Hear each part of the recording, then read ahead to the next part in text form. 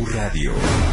¿Cómo es posible o cómo tratan de explicar los amigos de la OCDE que estando tan mal en nuestra calidad de vida y tan mal ranqueados y tan mal de seguridad y en hambre y bla, bla, bla, digan que estamos tan contentos? Dice, los mexicanos están más satisfechos con su vida que el promedio de la OCDE. Pueblo feliz. El 85% de las personas dice tener más experiencias positivas en un día normal, bueno, excepto cuando pierde el Cruz Azul. Sentimientos de paz, satisfacción por sus logros, gozo, más que negativas o dolor o preocupación o tristeza o aburrimiento. ¿Habría una explicación lo suficientemente breve como para decir, con razón? Pero no hablan de buen nivel de vida, ¿no? Ahí hablan mismo, de felicidad. En el dato dicen que somos el país peor pagado de la OCDE, $9,000 promedio al año contra 30 y tantos mil, 34,000. No, también eso está sacado de contexto, porque dice que somos felices y en realidad la pregunta es, ¿usted recibe más acciones positivas que negativas en su vida? En el día. La gente, exacto, en el día. Entonces la gente dice, no, pues recibo más cosas positivas. Y dice que los mexicanos tenemos 85% frente al 80% de la OCDE, pero eso no es felicidad, y eso no es conformismo, y eso no es que esté uno a todas margaritas, todo dar, claro. O sea, al contrario, ¿no? En todo caso podría ser que la gente le pone buena cara al mal tiempo, claro, pero no que seamos bobos, y que a lo mejor te da gusto, ni que estemos celebrando la barbaridad de situación en la que vivimos. Claro. Porque te da gusto algún hecho específico al día. Atrae, ¿no? Por eso, pero atrae de mala fe. O sea, es tramposón. Es tramposón eso de la Porque nota. además hay que aclarar que primero publican la nota de en qué lugar estamos de la OCDE y ya 2 o 3 días después publican lo de, pero qué contentos estamos, ¿eh? Términos de la gente que de alguna manera sí necesita un trabajo y necesita salir del hoyo, ¿no? De la miseria en la que vive, ¿no? Marco Cancino, director de Inteligencia Pública, con este tema de la Cruzada Nacional contra el Hambre. A ver, ¿es proyecto asistencialista o modelo estructural? Que no nos den gato por liebre. Sí, bueno, ojalá nos dieran aunque sea gato, ya está el... perdón. Marco Cancino, ¿cómo estás, Marco? Buenas tardes. Hola, buenas tardes. Bien, ¿y ustedes cómo están? Pues aquí debatiendo, aunque pareciera que no hay mucho ni cómo ayudarles. Ni qué debatir. A ver, platícanos, ¿tú cómo lo ves? ¿Esto es asistencialista? ¿De veras trae buenas intenciones? ¿Tú cómo lo ves, Marco? Mira, más o menos ha habido 2 bandos últimamente en la discusión sobre si tiene fines político-electorales y si no los tiene, si realmente hay de fondo más que nada una política pública en materia de desarrollo social y de combate a la pobreza en el que se está focalizando una población muy concreta, los más pobres o los más desprotegidos del país. Según datos de la propia Secretaría de Desarrollo Social, este programa va dirigido a un poquito más de 7 millones de personas, ¿no? De las cerca de 13 millones de personas que están en pobreza extrema. Entonces, más o menos casi la mitad, un poquito más de la mitad de los más pobres de los pobres, este programa va dirigido. Ahora, ¿es una nueva versión de lo que ya habíamos vivido, sí o no? Parece ser que se está nada más focalizando, o sea, todas las políticas públicas tienen un tema de focalización, es decir, a quién va dirigida esa política pública. Y los que se dedican a diseñar este tipo de programas o de política pública se enfrentan a un problema, que es quiénes entran y quiénes no entran. Y siempre hay errores en la focalización, es decir, siempre va a haber gente que debería de estar y que no está. Sí, porque, mi querido Marco, aquí se ha hablado que hay pueblos pobrecísimos que no fueron tomados en cuenta. Exactamente. Y otros que ni estaban tan mal, con todo respeto, ¿no? Sí, justamente es eso, que siempre va a haber unos errores en los que inclusive va a haber gente que debería de estar y no está, y gente que no debería de estar, que está.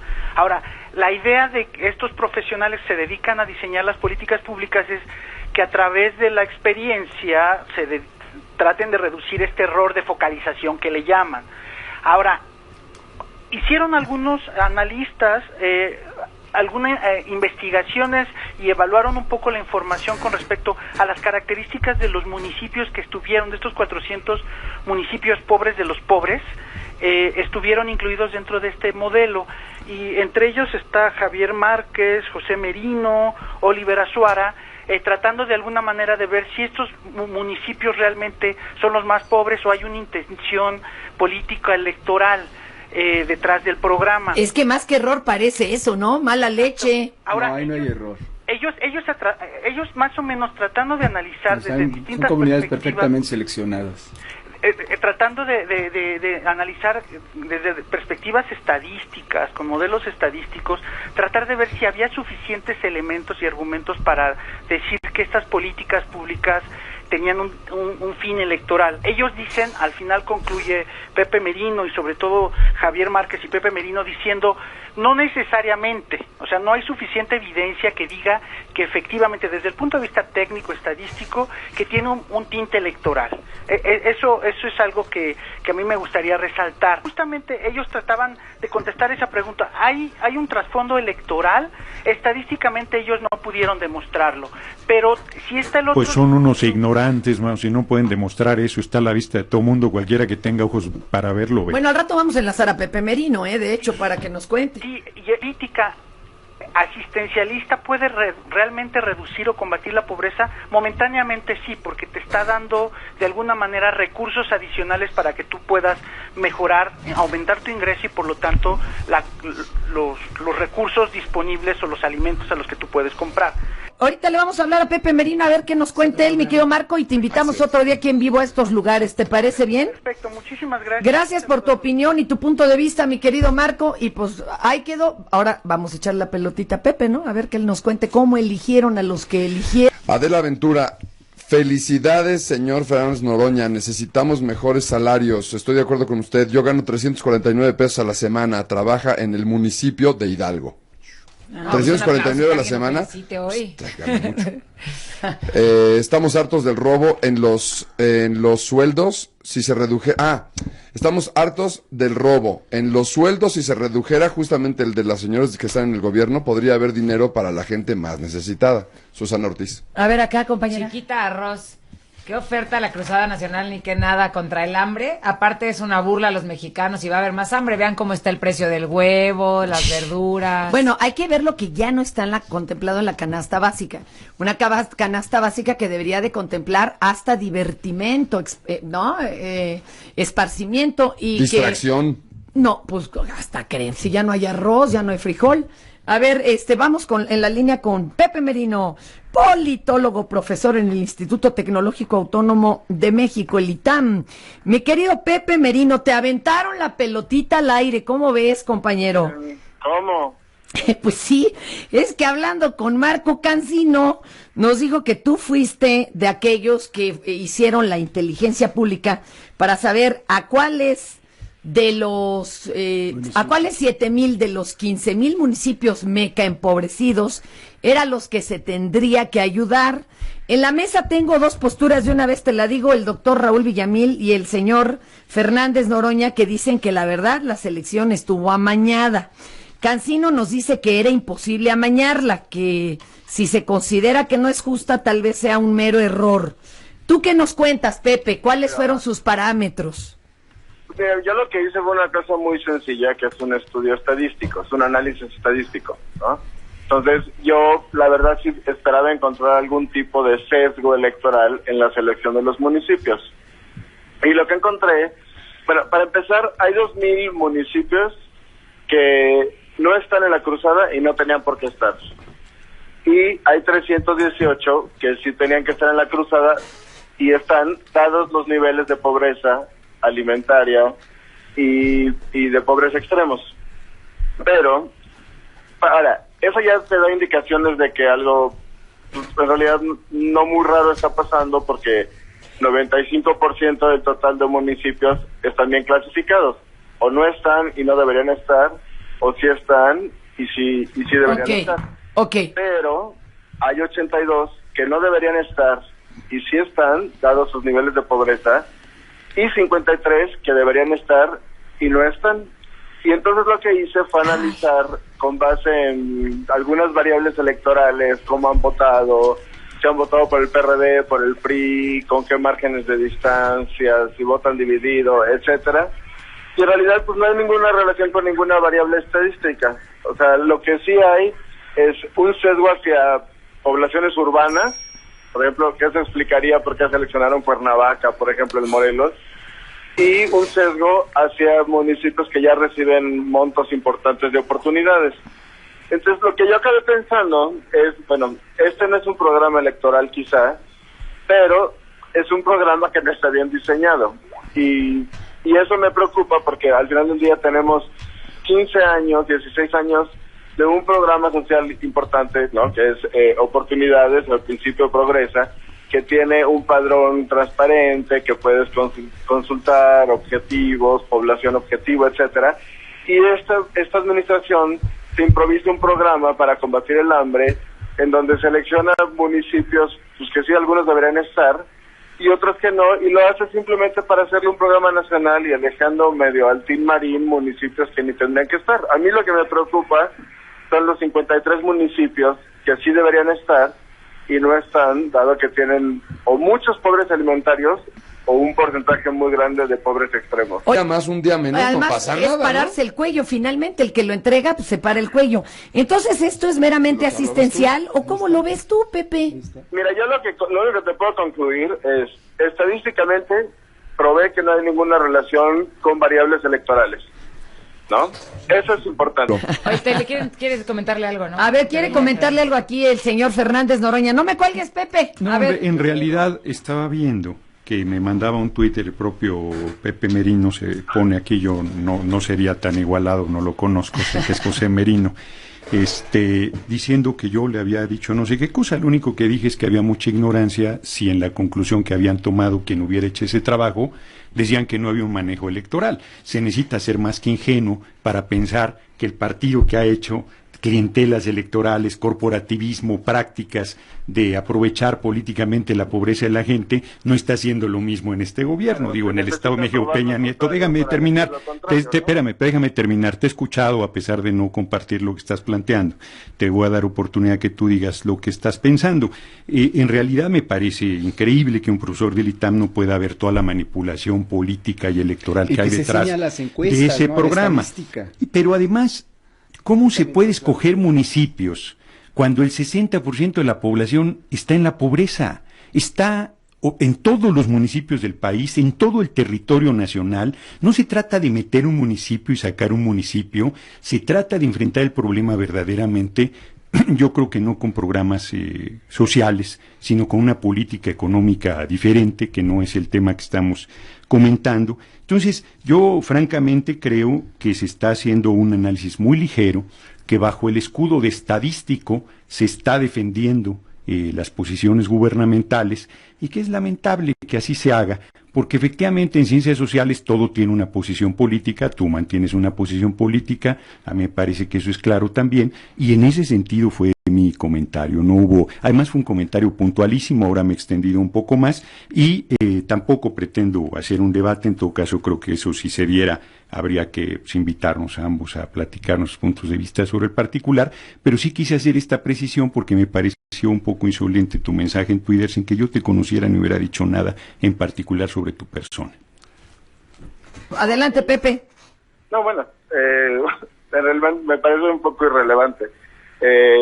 Insolente me parece en todo caso cuestionar un trabajo que no se entiende, pero bueno, no hay ningún problema. Ahí no está publicado, está la base de datos y el programa, y se puede replicar por quien pueda y quien quiera, ¿no? Yo creo que esa es la parte importante. Yo creo que Fernando Noroña está haciendo política, yo estoy haciendo análisis, y pues tenemos dos fines distintos. Él va a sacar conclusiones para las cuales no tiene respaldo, pues yo trato simplemente de probar qué es lo que está pasando con los números, ¿no? Te agradezco mucho, Fernando. A ver, no cuelgues, yo quiero también hacerte un comentario. Raúl Villamil, Mira, perdón, los presento. Yo no sé si alguien está haciendo política y alguien nada más está haciendo un trabajo estadístico. Yo soy antropólogo, y desde el problema antropológico creo que hay una serie de cuestiones que los especialistas evitan explicar, pegándose disciplinariamente a su método. Tú te encubres en la metodología, no explicas cuál es la interpretación que se da de esos datos, porque los mismos datos estadísticos se pueden interpretar de otra manera por otro tipo de estadístico, y de hecho la estadística es la ciencia del Estado, ¿no? Se creó precisamente para tener un orden y un control de los bienes del Estado. Bueno, pero a mí me parece que tu implicación desde el momento que estás defendiendo un proyecto gubernamental exclusivamente con discursos técnicos diciendo que los demás no lo entienden, eso me parece verdaderamente descalificante. Esa es exactamente las cosas que creo que tenemos que pelear, porque los especialistas como tú, en lugar de informar a las personas qué está pasando con un contexto de un programa que se dirige al hambre, tú dices que no encuentras relación política. Eso no es hacer análisis político, eso es hablar de parte del gobierno, de parte de una forma de Estado, en donde el especialista dice discursos especializados para que nadie entienda. Muchas gracias. Y Perdón, Pepe. Nada más, Fernanda, sin interés de entrar en un debate, insisto, porque no era la intención, yo solo le diría al señor Merino que cuando quiera discutir académicamente su trabajo, él ponga la hora, el lugar, las condiciones y con mucho gusto lo hago. Me parece, vuelvo a insistir, mucha insolencia, él no sabe ni de mi calificación ni mi visión, todos hacemos política, él hace política, yo hago política, todos los seres humanos hacemos política, me parece increíble que un profesor del ITAM no sepa que todo el mundo hacemos política y cuando quiere debatimos el tema con seriedad, sin ninguna descalificación, sin un solo adjetivo, con argumentos, con elementos, con datos y ahí estaré con mucho gusto, señor Merino, donde plantee el debate. Pepe. Oye, pero mi impresión era que el señor Noroña ni lo había leído, ¿no? Entonces, repito... y estoy hablando de lo que estás comentando. En esto. ¿Puedo terminar? Sí, claro, nomás estoy hablando de lo que estás comentando. Yo no sé si tú también ya lo leíste, pero estamos hablando de lo que estás comentando. Fernanda, ¿puedo hablar o...? No, vas, Pepe, Okay. Que ya se nos alargó aquí este tema en semántica, claro, pero a ver, adelante, Pepe. Mi impresión era que el señor Noroña no había leído lo que yo había escrito, repito, ahí en donde... Y no sé si tú has leído también lo que has escrito, te reitero. Bueno, vamos a dejar terminar a La Pepe. base de datos, y está como se hizo, seguramente él no lo sabe hacer, alguien en su equipo quizá pueda replicar lo que yo hice, y entonces podrá acusarme de lo que guste. Más allá de eso, la verdad es que no le veo mayor relevancia a hacer, y te agradezco mucho la invitación. Me interesa, como dices, Pepe, saber, a ver, ¿qué van a entregar? ¿Cada cuándo? Eso también, si no lo han dicho, qué terror. Pepe, te agradecemos infinitamente el haber participado. Un abrazo a todos por allá. Yo estoy leyendo este libro de Aureliano Urrutia, que era el secretario de gobierno de Victoriano Huerta, que mató al presidente Madero y al vicepresidente Pino Suárez y tomó el poder a la mala. Y dentro de las medidas increíbles que este secretario de Gobernación tomó, fue por primera vez en julio de 1913 dar el domingo como día de descanso. Antes de esa fecha, los trabajadores no descansaban ningún día a la semana. 8 días se trabajaba completo, y hasta días, más de 8 horas, más ¿no? de 10 horas. Más de 10 horas. 8 días, 7, ¿no? El argumento, no, sí, ¿por qué cierto. ¿Por qué 8? ¿Por qué te Perdón. traigo, por qué te No, traigo no, este, sí por qué les sabemos traigo contar. este dato? ¿Por Ay, qué les espera, traigo este Murray, dato? cállate. Ajá. ¿Por qué les traigo este dato? El argumento de los empleadores para decir que no deberían darles el domingo de descanso era el mismo que estás comentando, que hoy utilizan. Que Oye, yo no soy empresaria, pero bueno, sí, yo- pero efectivamente es es el el que nos dan, argumento que dan. carnal. Entonces ellos decían, es que si les damos un día de descanso Vamos vamos a ir a a la quebrar, quiebra, ya claro. no vamos a poder salir adelante, Sí, claro. no se puede sostener la empresa, es terrible. No, yo creo que hay una voracidad brutal. No hay forma de emparejar Claro un que hay. poquito. Somos la 13ª el sueldo economía del más mundo. alto con el sueldo más bajo. Claro que se un puede. Poquito, Claro. tampoco pedimos mucho. O sea, sin que además dejen de tener su avión privado y todos los que Sí, lo sí, tienen. pero que- Aquí hay ¿Cómo- como 100 cómo veces se la puede- diferencia, moche, ¿eh? ¿no? Exacto, 100, pero se un moche. poquito. Como Tampoco 100 veces queremos la que diferencia. vendan sus 400 camisas. No, Y, no, no, que bueno, se ese las es dinero queden mal si habido. quieren, ajá. Sí, a mí no me parece mal eso, pero de veras perderían No, pero hay mucho. una 100 veces la inmoralidad con esto diferencia. de las camisas, ¿no? 100 veces. Hijo, Hay eso una es gran inmoralidad en vergüenza. el sentido no religioso, ¿no? De justicia social. Ay, hijo, qué boca. Estamos Claro. asistiendo permanentemente a fotografías de los grandes capitales Sí, porque ahora recabados, las redes ya metidos son metidos en cuartos, ¿no? En maletas, 80 y tantos millones de pesos, y estamos hablando del En hambre en el cajas, país. Carla. Sí. O sea, esa gran diferencia me parece que es ignominiosa. Oye, Raúl, pero y que fíjate sabemos que quién sabe qué va a pasar con esos 88 millones. Eran 100, ¿no? Y ahora dicen Exacto. que son Bueno, 88. igual van a quedar en 80 para untarle la mano Claro, a alguien con claro. 8. Inclusive esos 80 o 100 millones son insustanciales. Claro. Slim pues, es el hombre más rico del mundo. Tenemos 30 grandes empresarios que si pagaran sus impuestos, ya no que sean sacrificados, Que paguen. simplemente que paguen Que no se sus los regrese impuestos, Hacienda, ¿no? pagarían 500,000 millones de pesos al año. En 6 años pagarían el Pero me presupuesto da, de ¿sabes un qué terror? de un Ay, Presupuesto anual del país, 30. Pero ¿sabes qué O me sea, da de es terror? un asunto de redistribución de la riqueza. Pero ¿sabes qué me da terror? Que digo, híjoles, iban a pagar más impuestos y todos decimos, ¿y qué van a comprar con ese dinero? ¿Un castillo en París? ¿Para quién? No, bueno, ¡Ah! aparte, ¿qué es el rabia! otro? No, bueno, pero a ver, no podemos justificar el no pago de impuestos Para por que no por los niveles de por la corrupción y todo corrupción, esto, no, ¿no? de ninguna Yo manera. creo que lo que se tiene que hacer es un profundo proceso de transformación, porque mira, yo me apena un poco cómo se dio el intercambio con el profesor del ITAM, porque no era mi intención, y me parece que él sí fue bastante majadero, porque el anterior, Marco Campuzano, planteó una serie de barbaridades. O sea, tú no vas a resolver los problemas de pobreza si no hay una modificación del sistema económico, político y social que hay en el país, Pero de base, donde se les carga estructural. que si son los diputados, que si los senadores, que si los sueldos, que si los privilegios, y en realidad es una estructura brutalmente injusta, terriblemente desigual, que no aguanta más. No puede ser que tengamos al hombre más rico del mundo y a 60 millones en la Y pobreza. tampoco puede ser, como nos dicen aquí, que hagan una estela de luz de más de 1,000 millones de pesos. Exacto, ¿no? Y que exacto. ¿Cuántos pobres no estarían? Eso lo dicen. No, Y que no pero costaba también- eso. Y le seguimos porque ahí vienen las Regresamos. opiniones de muchas otras personas con respecto a esto de las jornadas. Tú nos vas a enseñar a hacer como la resistencia Traigo una civil, propuesta de compadre. soberanía civil. Bueno, órale. Traigo una propuesta. Esto no puede ser. A ver, ¿cómo nos planteas tú, yo ya tuteándolos No, allá está los bien, dos. está bien.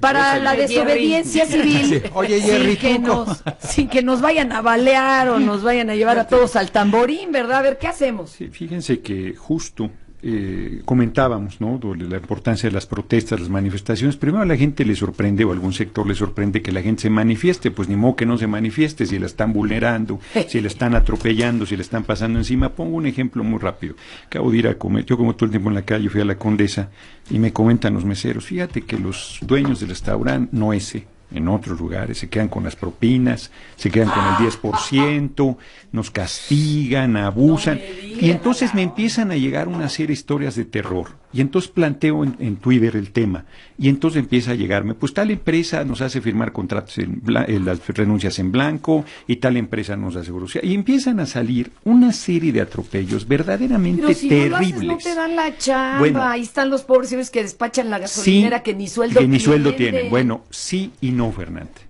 El discurso que tenemos que cambiar es el de pobrecitos, cómo sufrimos, qué abusivos son con nosotros. Porque las cosas pasan porque lo toleramos, porque lo permitimos. Decía Gandhi que la injusticia se sostiene de manera activa o pasiva. En la medida que tú toleras ser atropellado, que lo aceptas, que lo asumes, permites que las cosas sigan como están. Y la gente tiene un poder enorme y no se da cuenta de ese poder enorme que tiene. Todo funciona porque lo hacemos funcionar. Esta cabina, estas sillas, la ropa que traemos, los carros, el edificio, todo ha sido construido por trabajadores y trabajadoras. La riqueza se construye con trabajo y nada se mueve sin los trabajadores y trabajadoras del país. Nada. Si la gente, el lema es, no hagas nada para hacer todo. O sea, si tú decides no moverte un día en una fecha precisa, nosotros vamos a convocar el 1 de septiembre. Esa es la de usted, a ver. Exigiendo que todo el Congreso sea removido.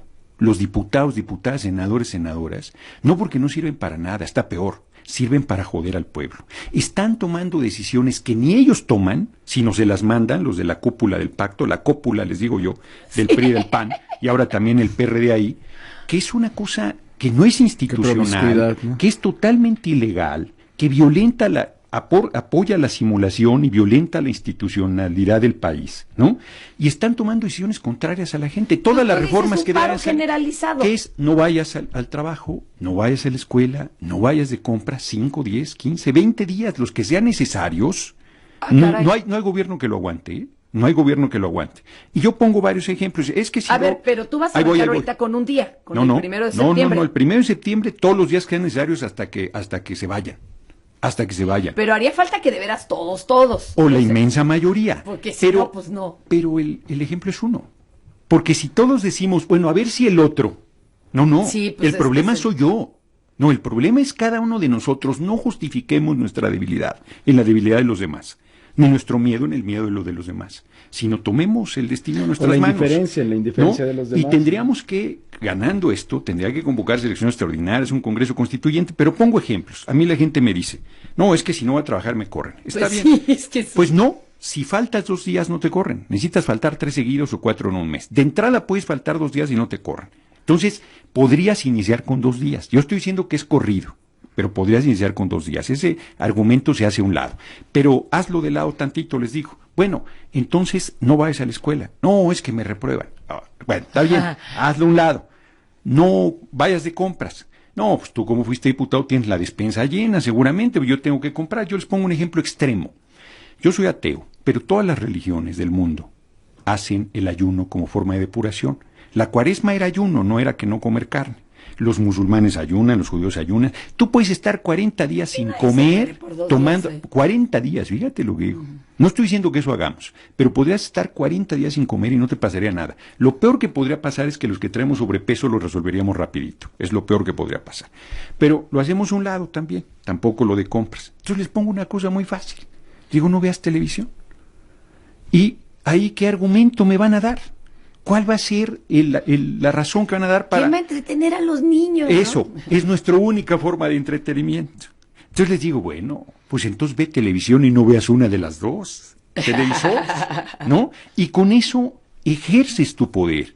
Pero en realidad es todo. Es no ir a trabajar, no ir a la escuela, no ir de compras. La gente tiene un poder enorme, en serio, y no se da cuenta. Y es cosa de que se decida a dar este paso. Es un paso grande y pequeño a la vez, que parte de uno mismo, no parte de decir, porque nos autoflagelamos y decimos, no, nuestro pueblo es agachón, no, la gente es cobarde. No es cierto.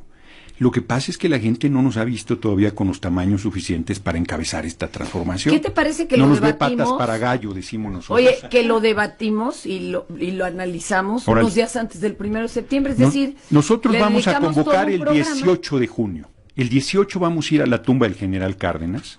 Ahí abajo el monumento de la Revolución, un grupo de exdiputados, Valfer Vargas, Rosendo Marín, yo creo que también estará Agustín Guerrero, Jaime Cárdenas, algunos otros que estoy por consultar, ya lo estoy aquí metiendo a Abelino Méndez, pero Valfer Vargas y Rosendo sí, y yo vamos a estar, y ahí vamos a plantear la defensa del petróleo, la defensa de la soberanía, y una convocatoria a la gente para discutir el tema, para convencer, para argumentar de ahí al 1 de septiembre. Órale. Las dudas, los argumentos, Pues el peso, las a los razones. líderes de redes y al Sí. blogueros y esto a que todo sería muy mundo que interesante, se meta. ¿no? Y a partir del A ver, primero, el ¿y por qué el 18? primero? Ajá. ¿Por qué el 1 de septiembre? pues, ¿te acuerdas? Porque empieza el Congreso. Claro. Porque empiezan las sesiones de la Cámara y ya han tomado suficientes decisiones en contra del pueblo como para pararlos, porque ahora van a entregar el petróleo y van por IVA, alimentos y medicinas, aumentar de 16 a 19 y por IVA a libros. Entonces ya basta de estarle cargando al pueblo las cosas mientras la mayoría se lo está llevando la tía a las muchachas, como aquí se analizó con el programa del hambre. O sea, es hambre, miseria, desesperanza, desempleo, inseguridad.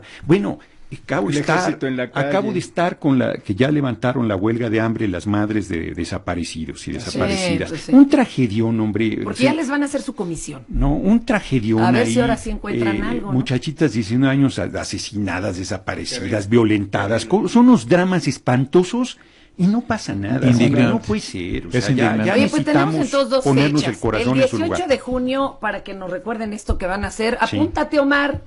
Y unos días antes del 1 de septiembre para recordar y plantear esto con los pros y los contras. Exacto. Raúl, tengo aquí el changarro. Y nada más, nuestro pueblo sí es bravo, eso es cierto. Ese es un pueblo de lucha, es un pueblo Oigan. echado para adelante, y España es un buen ejemplo muy puntual. España Ahí están los hasta hijos. les bajaron el sueldo. Se tardaron como 2 años en iniciar. Oigan, pues muchísimas gracias, chicos. Al Y contrario. estamos con esas fechas apuntadas, ¿no? Apúntatelas tú también, Raúl. ¿Y qué hay mañana, compañera? Mañana, box, deporte o Uy, barbarie. que la bueno, Yo ahorita voy a mis vámonos clases y al vemos. otro extremo.